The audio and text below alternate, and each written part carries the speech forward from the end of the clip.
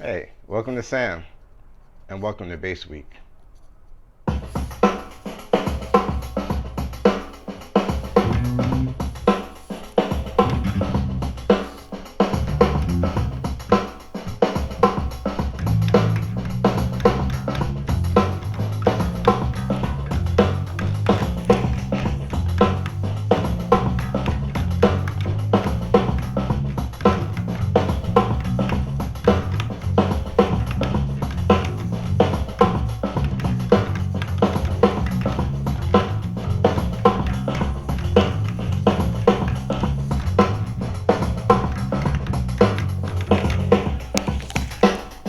All right, that's enough of that. Um, what I wanted to just kind of do with with kind of discussing the bass, and the bass, by the way, is one of my great loves. And if you're watching this video and you are going to be taking part of this series, it's probably one of your loves as well. And I think it's going to be great that we can get together and discuss this instrument, this beautiful foundation instrument of music. So, what's going to be going on with this video, and why am I doing it? And so, this channel is really devoted to the exploration of learning and growth and bringing things together and the creation of music. And I kind of felt like if I can just document how I get around approaching my instruments and making tracks, because I think everybody's workflow must be different. And so if you watch 50 guys put tracks together, you would probably get at least 40 different ways of doing it. And I know for me, it's very organic, I guess. I don't. I might have one or two little things I might start with, like a cook might start off with a hot frying pan and a little oil and throw a little grated onions and green pepper, and they start from there. And then after that, the dish gets cooked. I think with me, I probably do some similar things. And anyway, so about this bass. Bass was one of the first instruments I ever played professionally. I started playing bass in church somewhere in the 80s. I'm sorry, it wasn't the 80s. It was the 90s. Wow. What year was that? Maybe it was 97. I don't even remember. Anyway, I started playing in bass in church. I started playing in a couple of bands, mostly gospel quartet groups. And I started doing my own like recording. I worked with an artist, and we would write music together. And the bass was kind of at the foundation of all that. And even now, when I do tracks, the bass lines are the easiest for me to lay.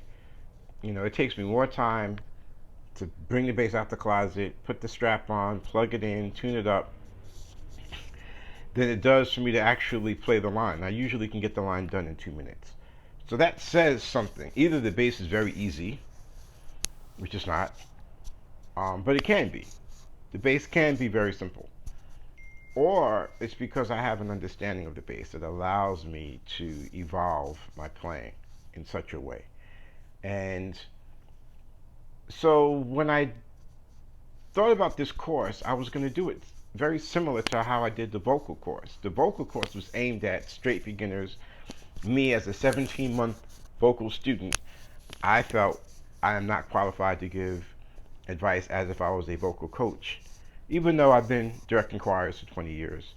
But still, there are things about the voice that I'm still learning, and I think a qualified voice teacher is more qualified to teach.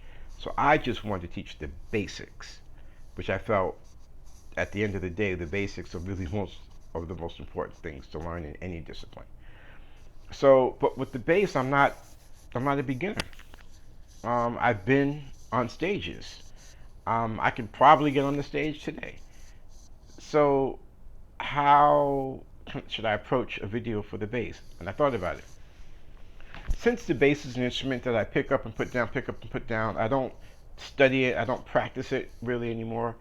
So when I do want to sharpen up my bass skills, there's certain things I do to get myself sharp again.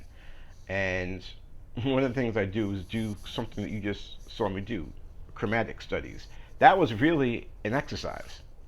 It sounded like music because I tried to make it sound like music, but it really was an exercise. It was a chromatic study, and I just varied my chromatic drills, my chromatic movements. Now that bass line also appears in songs. It's a gospel shout line. You can also hear it in a couple of other songs by Motown. Um, but at the end of the day, it's a chromatic drill. And I think James Jamerson was the first person who played something like that on a record.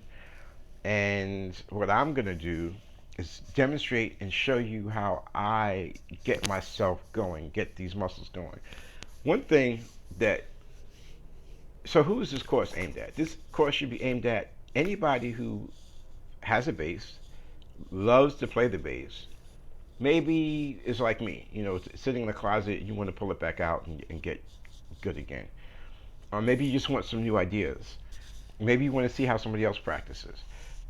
So I learned the bass differently than I learned my other instruments. With the bass, I did it kind of in this order. I had a teacher, and that teacher led me to a book. From that book, I led to 4 other books. So I had 4 books that I use. Maybe it's 5. 1, 2, 3, 4, 6 books. There's 6 books that I use to really develop on the bass.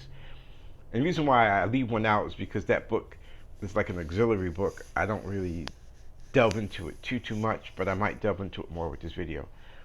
And then I read melodies. I read melodies. I actually read bass transcriptions. And then I explore song structure and explore how to build bass lines. I think that's the big difference between how I've learned bass and how I've learned other instruments. I really study building bass lines.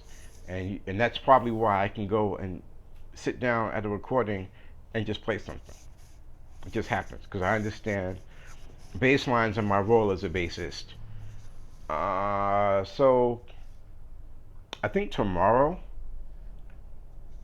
is going to be the first day, and I will be starting off with all of my drills, my chromatic drills. And now I haven't played bass in years. I'm right-handed. And I think it's interesting that if I make a fist, you don't really see any muscle here. But if I make a fist there, you see muscle. See the difference? I don't know if you can see that. This muscle right here. Now, when I play bass, it really comes out. And that's because when you play bass, you really have to have a strong left hand. And you can always tell a bass player, when I meet a bass player who's been playing, I always, let me see your left hand. I go like that. So make a fist. He knows exactly what I'm talking about. And you'll make a fist, and you can see the muscle. It just pops out. It's so strong. And it's such a, I don't know why that interests me, but it's just something about that, because it just shows development. That muscle shows how much time you have to put into the instrument in order to get proficient at it. It takes strength. Those are big strings. It's wide, and you have to really dig in and get in there. But then at the same time, you have to be subtle. And so and bass players have to be disciplined, and they have to be knowledgeable. You have to be disciplined, not to be all over the place and play crazy stuff, because that's not your role. Your role is not to be out. Now, if you're Jaco Pastorius or some other guy like that, yeah, your role might be out to do that. In jazz music, sometimes the bass player will take a solo. I've never really soloed. I don't really know how to solo. So if you want to learn how to solo, don't come here, But I like soloing. I like bass solos. It's just not something that I do. However, in my bass playing, I'm improvising. And in a way, that is a solo. I usually will throw bits of melody in there and other kinds of things, and I play with the rhythms. So anyway, that's it. Stay tuned for the next video, and we're going to get to it. Bass Week.